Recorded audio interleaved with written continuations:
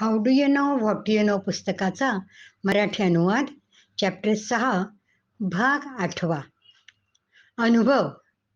योग्य आणि स्वतंत्र मार्ग आहे का ज्ञान संपादनाचा?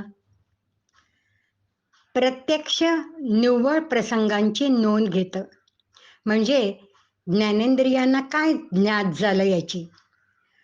अनुभवामध्ये आपल्या प्रतिक्रिया पण येतात. मग आपण अनुभवासाठी कोणतं प्रमाण वापरायचं? अनुभवासाठी अनुमान किंवा उपमा वापरता येईल का? किंवा अनुभव हे वेगळं व स्वतंत्र प्रमाण आहे का?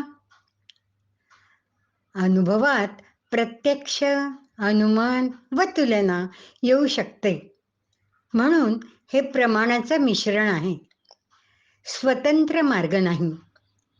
पडताळणी करताना हे कशाचं मिश्रण आहे त्यानुसार परीक्षा घ्यायला हवी. आपल्या अर्थ लावण्याच्या पद्धतीवर नेहमी प्रश्नचिन्ह असतं, कारण आपल्या स्वभावाचा त्यावर प्रभाव असतो.